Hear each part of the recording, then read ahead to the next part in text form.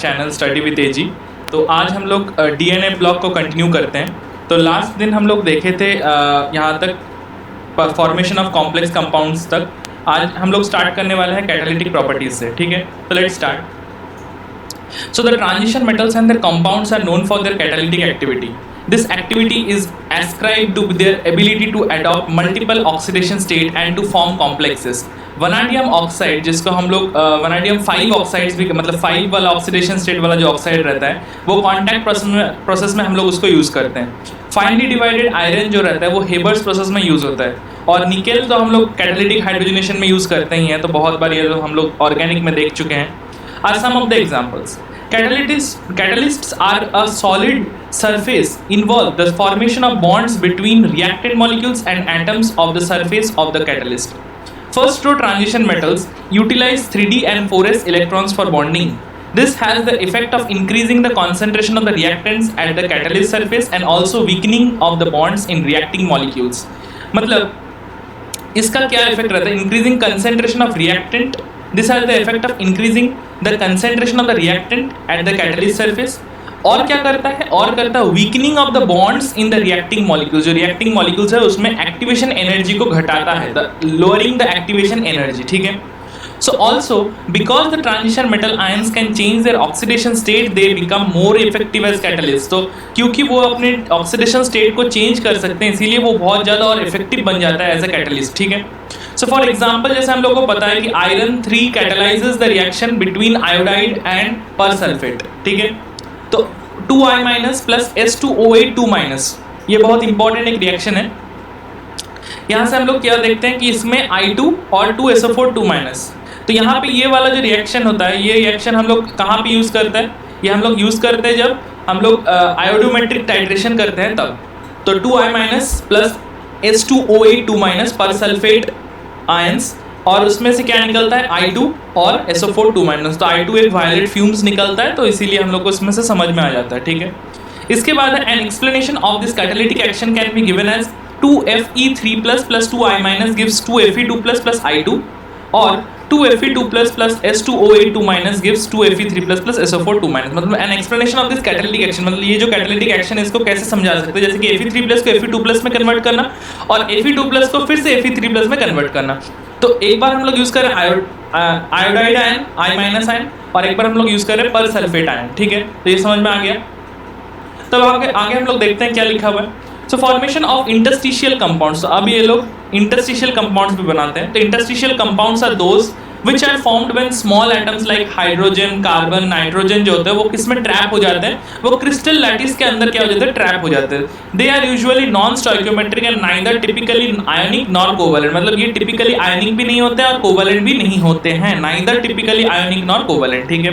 For example TiCMN4N and फिर उसके बाद Fe3H VH 0.56, मतलब ये सारे जो कंपाउंड्स है वो लॉ ऑफ कांस्टेंट प्रोपोर्शन वो भी फॉलो नहीं करता है। ठीक है, इसके बाद जो है TiH 1.7। तो हम लोग ये पता है, हम लोग जब इंटरस्टिशियल हाइड्राइड भी पढ़े थे तब भी हम लोग देखे थे कि जो मतलब हाइड्राइड होते हैं वो डी ब्लॉक के हाइड्राइड्स जो ये वाले हैं वो सारे क्या होते हैं? वो सारे नॉन स्टोइकोमेट्रिक होते हैं, मतलब वो अपने लॉ ऑफ कांस्टेंट प्रोपोर्शंस को फॉलो नहीं करते हैं। ठीक है, तो ये भी यहाँ पर हम लोग को देखने को मिल गया। ठीक है, so the formulas quoted do not of course corresponds to any normal oxidation state of the metal because of the nature of their composition. These compounds are referred to as interstitial compounds. ठीक है, interstitial compounds बोला जाता है इन लोगों को। The principal physical and chemical characteristics of these compounds are as follows. They have high melting points, higher than those of pure metals. They are very hard. Some boreids approaches diamonds in hardness. ये बहुत important है। Borides, अच्छा ये borides है, क्योंकि borides मतलब जो boron का कंपाउंड्स है वो बहुत कुछ क्या हो जाता है? डायमंड के जैसा हार्डनेस में बन जाता है, मतलब डायमंड के अप्रोच कर जाता है डायमंड को इन कंपैरिजन ऑफ हार्डनेस। ठीक है, they are retain metallic conductivity को रिटेन करता है। दे आर केमिकली इनर्ट, तो केमिकली इनर्ट होता है मतलब केमिकली किसके साथ रिएक्शन नहीं करता है। तो ये जो 4 प्रॉपर्टीज है ये बहुत इंपॉर्टेंट है, ये क्वेश्चन के फॉर्म में आ सकता है। तो which are the following are the characteristics of a of interstitial compounds. तो यहाँ से ऐसे क्वेश्चन बन सकता है। तो they have high melting and higher than those of the pure metals, they are very hard, some borides approaches diamonds in hardness, मतलब कुछ बोराइड्स जो होते हैं वो डायमंड जैसा हार्ड होता है। दे रिटेन मेटालिक कंडक्टिविटी, मतलब वो मेटालिक कंडक्टिविटी को भी रिटेन करते हैं और केमिकली इनर्ट होते हैं। ये समझ में आ गया हम लोग को। अब हम लोग आगे देखते हैं, वो है alloy formation. Alloy formation, and alloy is a blend of metals prepared by mixing the components. Alloys may be homogeneous solid solutions in which the atoms of one metal are distributed randomly among the atoms of the other.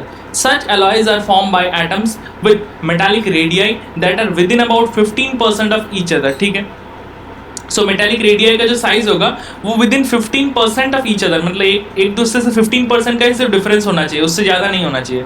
Because of similar radii and other characteristics of transition metals, alloys are readily form by this metals. तो क्योंकि इन लोगों का similar radii भी रहता है और कुछ अलग अलग कैरेक्टरिस्टिक प्रॉपर्टीज भी ज़्यादा अच्छा रहता है, तो इसके कारण क्या होता है, ये एलॉय बनाने में बहुत यूज होता है। ठीक है, so the alloys so formed are hard. तो एलॉयज जो बनते हैं वो क्या होते हैं, हार्ड होता है, उसका जो टेंसाइल स्ट्रेंथ है वो बढ़ जाता है, उसका हाई मेल्टिंग पॉइंट भी हो जाता है। The best known are ferrous alloy, जैसे कि क्रोमियम है, फिर वेनाडियम है, टंगस्टन है, मॉलिब्डेनम है एंड मैंगनीज है। ये सारे को क्या करते हैं हम लोग, यूज़ करते हैं production of variety of steels and stainless steel बनाने के लिए। ठीक है, फिर ऐसे एग्जांपल दिया हुआ है, the alloys of transition metals with non transition metals such as brass, जैसे कि copper, zinc and bronze, that is copper and tin, are also used considerable industrial importance। तो हम लोग यहाँ पे क्या देख रहे हैं, जो ब्रास है वो किससे बना रहता है, वो रहता है हमारा कॉपर और जिंक। ठीक है, उसके बाद जो ब्रॉन्ज रहता है वो किससे बना रहता है, वो बना रहता है हम लोग का कॉपर और टिन से। उसके बाद एक क्वेश्चन जो आया था वो आया था हम लोग का जेईई मेंस में, वो था कि गन मेटल जो होता है, गन मेटल का एलॉय, मतलब ये किसका एलॉय रहता है, तो गन मेटल जो एलॉय रहता है वो रहता है कॉपर टिन रहता है, उसमें कॉपर टिन रहता है, थोड़ा सा जिंक भी रहता है। तो ये भी बहुत इंपॉर्टेंट है, मतलब इसमें क्या क्या रहता है, कॉपर रहता है, टिन रहता है Sn, और जिंक रहता है Zn।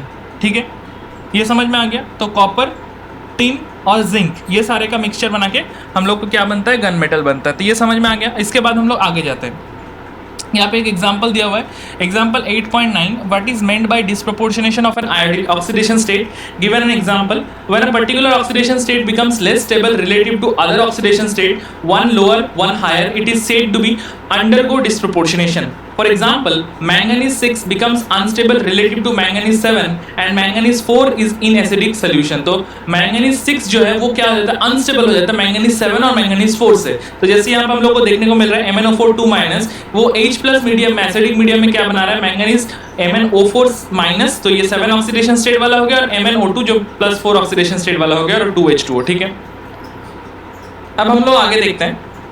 In text question, explain why Cu+ ion is not stable in aqueous solution। तो Cu+ ion जो रहता है वो आयनिक नॉट स्टेबल रहता है, मतलब स्टेबल नहीं होता है आयनिक सोल्यूशन में। तो ये वाला तो हम लोग जब ये वाला पार्ट पढ़ रहे थे, कॉपर प्लस, मतलब जब हम लोग आयनाइजेशन एंथैल्पी नहीं, ऑक्सीडेशन स्टेट वाला पार्ट पढ़ रहे थे, तब हम लोग देखे थे कि मतलब क्यों इसका स्टेबल नहीं होता। तो ये आपके लिए होमवर्क रहेगा, आपको अच्छा से, मतलब जो प्रीवियस लेक्चर है वो भी आपको एक बार थोड़ा सा देखना पड़ सकता है, तो उसको अच्छे से देखिएगा और फिर इसका आंसर खुद से ढूंढिएगा कि इसका आंसर क्या आएगा, कॉपर प्लस क्यों नहीं स्टेबल रहता है एक्वस सोल्यूशन में। ठीक है, तो हम लोग आगे बढ़ते हैं। Some important compounds of transition elements, oxides and oxoanions of metals. These oxides are generally formed by the reaction of metals with oxygen at high temperatures.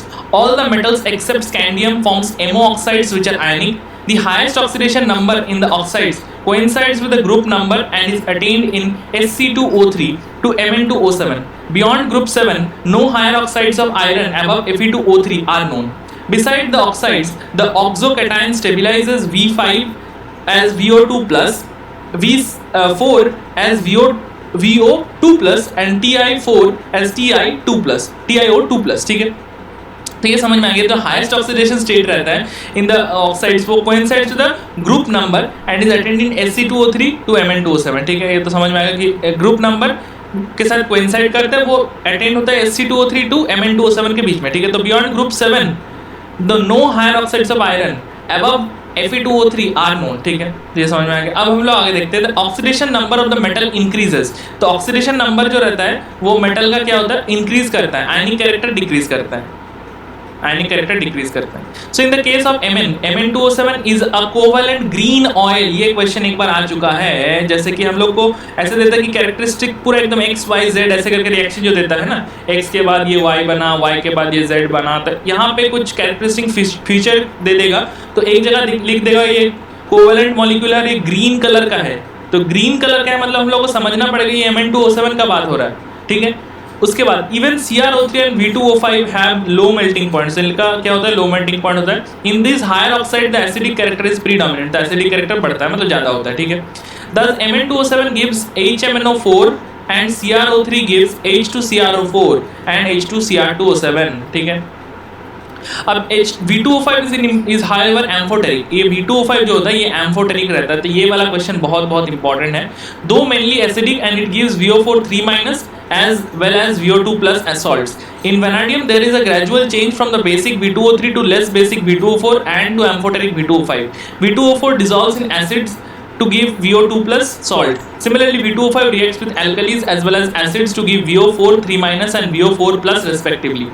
The well characterized CrO जो है वो होता है बेसिक, और Cr2O3 जो होता है वो एम्फोटेरिक होता है। तो ये सारे जो मतलब छोटे छोटे पॉइंट्स है बहुत इंपॉर्टेंट है। जैसे कि CrO है वो बेसिक रहता है, Cr2O3 जो रहता है वो एम्फोटेरिक रहता है। आपको कैसे याद रखना है, एक चीज मैं बता सकता हूँ इसको याद रखने के लिए। जैसे कि CrO है ये बहुत छोटा सा फॉर्मूला है, CrO, ठीक है। क्रो, तो क्रो आप याद रखिए बेसिक रहता है, ठीक है, क्रो बेसिक रहता है। और उसके बाद जो Cr2O3 है तो यहाँ पे थोड़ा सा बड़ा है 2 3, तो ये एम्फोटेरिक वाला वर्ड भी थोड़ा बड़ा रहता है, तो Cr2O3 वाला जो होगा एम्फोटेरिक रहेगा, ठीक है।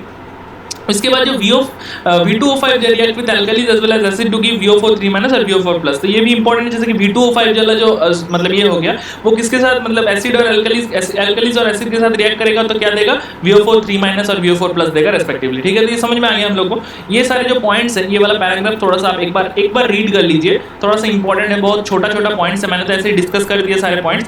अब एक बार आप लोग फिर से इसको याद कर लेंगे या लिख लेंगे तो अच्छे से आपको याद हो जाएगा, ठीक है। उसके बाद जो दिया हुआ है पोटेशियम डाइक्रोमेट K2Cr2O7।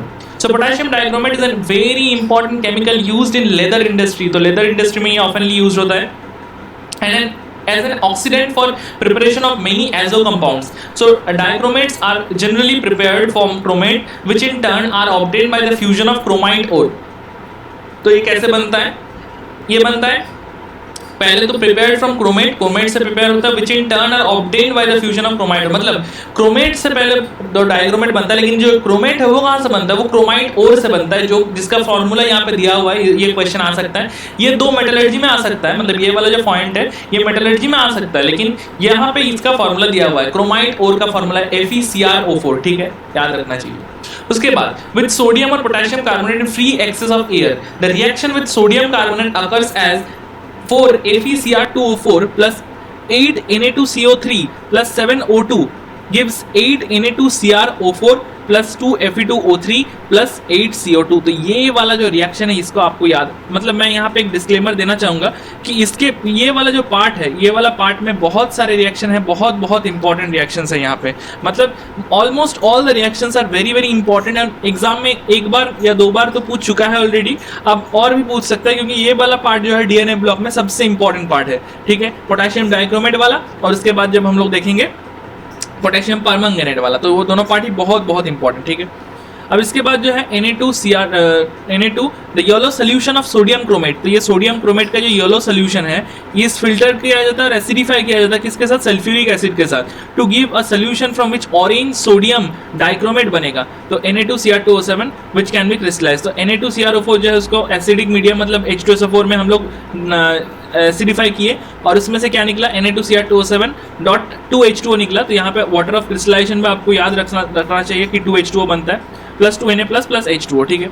अब इसका जो कलर है, मैं एक बार कलर को फिर से एक बार मेंशन करता हूँ, ये जो कलर है ये येलो कलर का रहता है, Na2CrO4 येलो कलर का रहता है, और ये जो कलर रहता है Na2Cr2O7 ये ऑरेंज कलर का रहता है। तो यहाँ से क्वेश्चन आ सकता है कलर बेस्ड, मतलब आपको आइडेंटिफाई करना चाहिए कि ये येलो और ऑरेंज वाला कंपाउंड कौन सा हो सकता है, XYZ के फॉर्मेट में क्वेश्चन बना सकता है। इसके बाद जो दिया हुआ है sodium dichromate is more soluble than potassium dichromate, ये बहुत इंपॉर्टेंट है। क्यों है ऐसा, सोडियम डाइक्रोमेट जो है ये पोटेशियम डाइक्रोमेट से क्यों ज़्यादा सोल्यूबल रहता है, so because prepared the latter is therefore prepared by treating the solution of sodium dichromate with potassium chloride। तो ये जो सोडियम डाइक्रोमेट को ही हम लोग क्या करते हैं, पोटेशियम डाइक्रोमेट बना सकते हैं। कैसे? KCl यूज करके। हम लोग अगर पोटेशियम क्लोराइड को यूज करेंगे K2Cr2O7 बनेगा और उसके साथ 2NaCl बना दें, मतलब निकलेगा, ठीक है। तो ये वाला क्यों होता है? ये तो हम लोग जब सॉल्वेबल प्रोसेस भी पढ़े थे तब भी हम लोग देखे थे, जो सोडियम कार्बोनेट होता है उसका जो ये होता है, मतलब प्रेसिपिटेशन टेंडेंसी होता है वो ज़्यादा होता है, तो इसीलिए वो प्रेसिपिटेट हो जाता है। लेकिन जो पोटेशियम का वो होता है वो क्या हो जाता है, सॉल्यूबल हो जाता है। तो इसमें से थोड़ा सा उल्टा होता है, इसमें पोटेशियम डाइक्रोमेट जो रहता है वो सॉल्यूबल होता है और पोटेशियम डाइक्रोमेट जो रहता है वो सॉल्यूबल नहीं होता है। सोडियम डाइक्रोमेट ज़्यादा सॉल्यूबल होता है, ठीक है, याद रखना है। ये वाला प्रॉपर्टी आ सकता है क्वेश्चन में कि सोडियम डाइक्रोमेट क्यों हम लोग पोटेशियम डाइक्रोमेट को डायरेक्टली प्रिपेयर नहीं कर सकते हैं। तो इसका आंसर वही रहेगा क्योंकि पोटेशियम डाइक्रोमेट जो रहता है वो लेस सॉल्यूबल रहता है सोडियम डाइक्रोमेट से, ठीक है। सब orange crystals of potassium dichromate crystallise, तो ये भी ऑरेंज कलर का होता है, बहुत ही मतलब ये तो ऑब्वियस थिंग है। The chromate and dichromates are interconvertible in aqueous solution। तो क्रोमेट और डाइक्रोमेट जो रहता है वो क्या होता है, इंटरकन्वर्टिबल होता है aqueous solution में, depending upon the pH of the solution. तो बहुत इंपॉर्टेंट है, pH के ऊपर डिपेंड करता है कि ये क्या होगा, आइदर तुम्हारा मतलब ये एसिडिक नेचर में अगर रहा या बेसिक नेचर में रहा, तो ये एक बार क्रोमेट और डाइक्रोमेट में इसमें डायनामिक इक्विलिब्रियम काम करता रहता है, ठीक है। The oxidation state of chromium in chromate and dichromate is the same. ये बहुत इंपॉर्टेंट पॉइंट है, यहाँ पे आप लोगों को मतलब ये चौंका सकता है कि हाँ क्रोमेट और डाइक्रोमेट दोनों में क्या रहता है, ऑक्सीडेशन स्टेट जो रहता है वो सेम रहता है, ठीक है, इसमें कोई मतलब अलग नहीं रहता है, ओके। नेक्स्ट यहाँ पे जो फॉर्मूला दिया हुआ है 2Cr O4 2- plus 2H plus gives Cr2O7 2- plus H2O और Cr2O7 2- plus 2OH- gives 2CrO4 2- plus H2O। यहाँ पे पहले एसिडिक मीडियम में ये पहले डाइक्रोमेट में कन्वर्ट हुआ क्रोमेट वाला, फिर डाइक्रोमेट का अगर हम लोग बेसिक मीडियम में डाले तो फिर से ये क्रोमेट बन गया, ठीक है, बहुत सिंपल है। अब यहाँ पे कलर बेसिस में एनसीईआरटी जो है बहुत चालाक है, तो ये वाला चीज़ बहुत इंपॉर्टेंटली आपको याद रखना है। इसमें देखिए एक चीज़, इसमें आप उन लोग कलर को अलग से मेंशन नहीं किए, कहीं भी कलर को अलग से मेंशन नहीं किए हैं क्रोमेट या डाइक्रोमेट का। एक बार तो वो सोडियम वाला सिर्फ लिख दिए थे कि सोडियम क्रोमेट जो येलो कलर का रहता है और सोडियम डाइक्रोमेट जो रहता है वो ऑरेंज कलर का रहता है। लेकिन अगर आपको अलग से क्रोमेट और डाइक्रोमेट में अगर कलर पूछे जाए, जो ऑलरेडी जेईई एडवांस में पूछ चुका है, तो ये वाला जेईई एडवांस में बहुत फेवरेट टॉपिक है, यहाँ से बहुत बार क्वेश्चन बनाया है, ठीक है। सो आप लोग एक बार इसको अच्छे से फॉलो कीजिए कि यहाँ पे CrO4 2- जो रहेगा उसका कलर देखिए आप लोग येलो से एनसीईआरटी ने उसको ड्रॉ किया है, मतलब येलो से ड्रॉ कर दिया का मतलब कि इसका कलर जो रहता है वो येलो रहता है, ये आपको याद रहना चाहिए। कहीं पे मेंशन नहीं किया, लेकिन ये येलो कलर से ड्रॉ किया है और इसको ऑरेंज कलर से ड्रॉ किया है। क्यों ऑरेंज कलर से ड्रॉ किया? क्योंकि इसका जो कलर रहेगा वो ऑरेंज रहेगा, ये आपको बहुत अच्छा से डिसाइफर होना चाहिए। तो ये आपको बताने वाला कोई नहीं रहेगा, तो इसीलिए मैं इसको आपको बता दे रहा हूँ कि हाँ इसका जो ऑरेंज और येलो कलर रहेगा ये कैसे समझना, क्योंकि ये येलो कलर से बनाया हुआ है ये स्ट्रक्चर, तो इसका जो कलर भी होता है वो येलो ही होता है और इसका भी कलर क्या रहता है, इसका भी कलर ऑरेंज रहता है क्योंकि ये ऑरेंज से बनाया हुआ है। ऐसा ही नहीं है इसको बना दिया एक बार ऑरेंज और एक बार येलो से, ठीक है। उसके बाद the structure of chromate ion CrO4 2- and dichromate ion Cr2O7 2- are shown below। the chromate ion is tetrahedral, तो ये tetrahedral geometry follow करता है, whereas the dichromate ion consists of two tetrahedral sharing one corner with CrO-Cr bond which is having a bond angle of 126 degree, ठीक है। तो sodium and potassium dichromate जो रहता है वो होता है क्या, स्ट्रॉन्ग ऑक्सीडाइजिंग एजेंट, वो क्या रहता है, स्ट्रॉन्ग ऑक्सीडाइजिंग एजेंट रहता है। The sodium salt has a greater solubility in water and is extensively used as an oxidising agent in organic chemistry.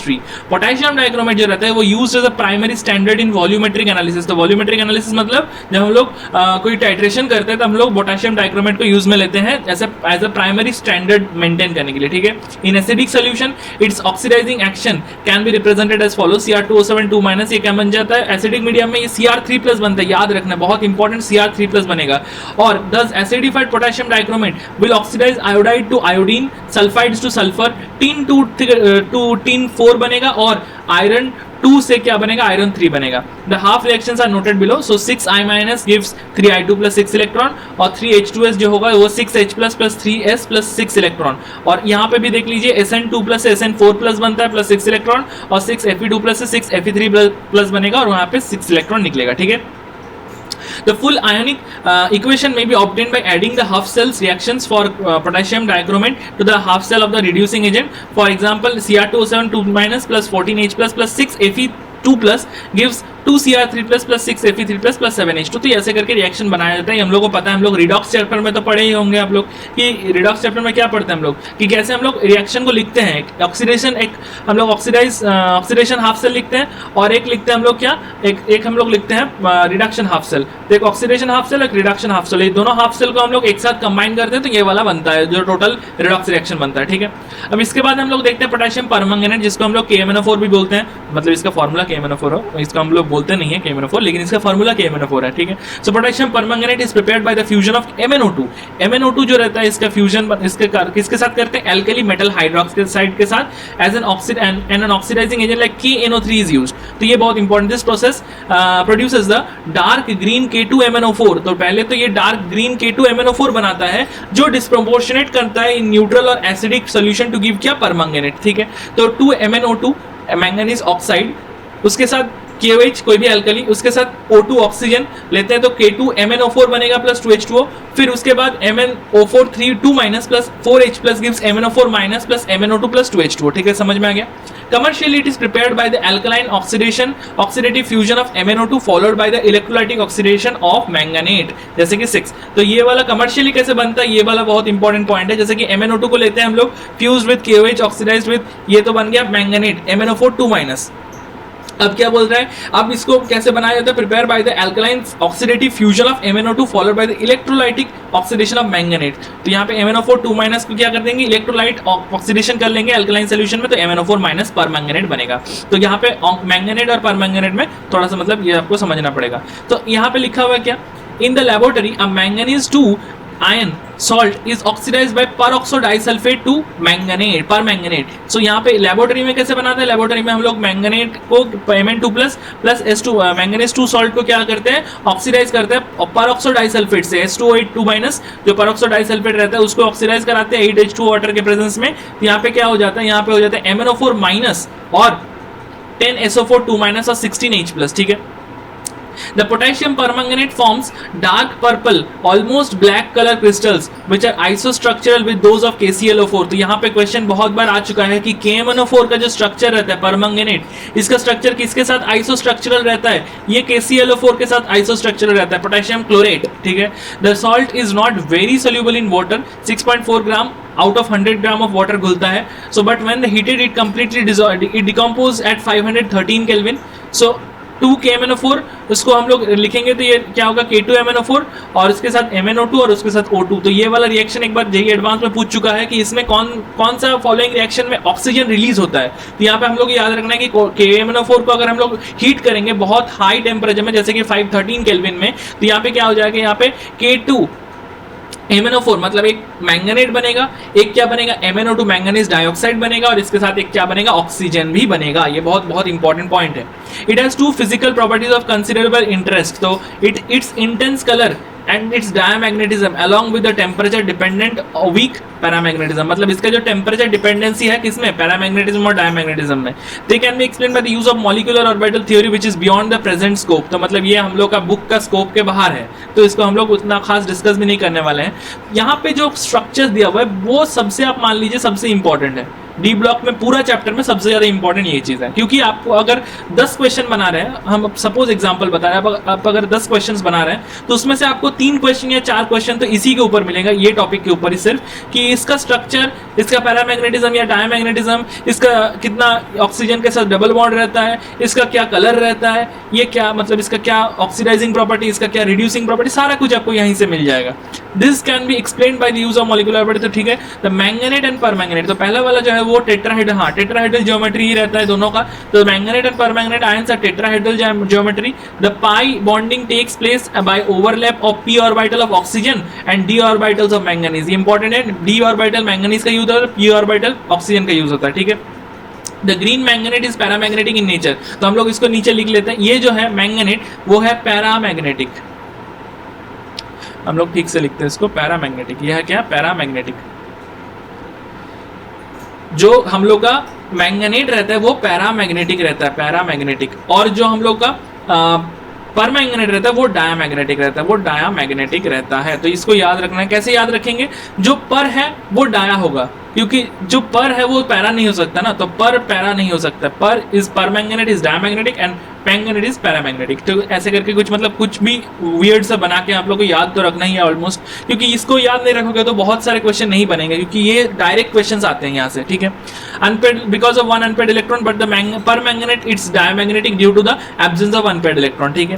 So acidified permanganate solution oxidises oxalates to carbon dioxide, iron two iron 3 और nitrites nitrates में बनाता है और iodides को free iodine में बना देता है। The half reactions are given. तो ये पहला वाला जो रहता है वो ऑक्सैलिक रहता है, यहाँ से ऑक्सलेट से क्या बनाता है, कार्बन डाइऑक्साइड बनाता है और 10 इलेक्ट्रॉन रिलीज करता है। फिर Fe2+ से Fe3+ 5 इलेक्ट्रॉन रिलीज करता है। फिर 5 NO2- से NO3-, सो नाइट्राइट से नाइट्रेट बनाता है। फिर आयोडाइड से क्या बनाता है, आयोडीन बनाता है। The full reactions can be written by adding the half cell for KMnO4 to the half cell of the reducing agent, balancing wherever necessary. तो ये हम लोग को पहले भी बता चुका है, ये NCERT 2 बार बता रहा है, मतलब यहाँ से क्वेश्चन पूछ सकता है कि डायरेक्ट आपको रिएक्शन ही लिखने दे दिया कि कौन सा वाला रिएक्शन बैलेंस रिएक्शन है, ऐसे करके, ठीक है। तो वहां पे रिडॉक्स का यूज भी आपको करना पड़ेगा, ठीक है।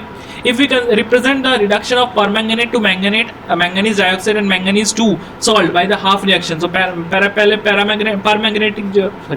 परमैंगनेट जो है उसको हम लोग इलेक्ट्रॉन के साथ रिएक्शन करके ये बनाएंगे, मैंगनेट बनाएंगे। फिर MnO4- को H+ के प्रेजेंस में 3 इलेक्ट्रॉन देंगे तो MnO2 बनेगा।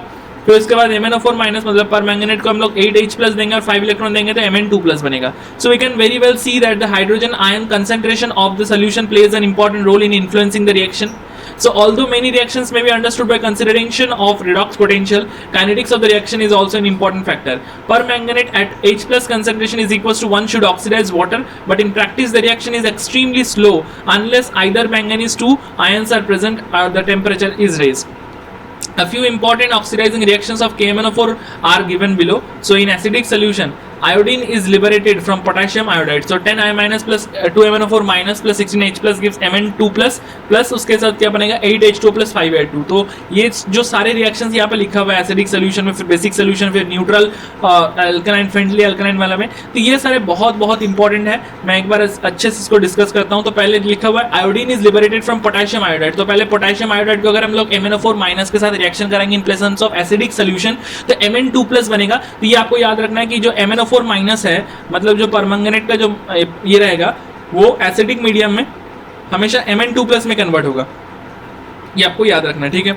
सो Fe2+ आयंस ग्रीन जो रहता है वो क्या हो जाता है, convert to yellow colour, because Fe2+ से Fe3+ बनता है. उसके बाद ऑक्सलेट आयन को ऑक्सैलिक एसिड में कन्वर्ट होता है और कार्बन डाइऑक्साइड रिलीज होता है, ठीक है.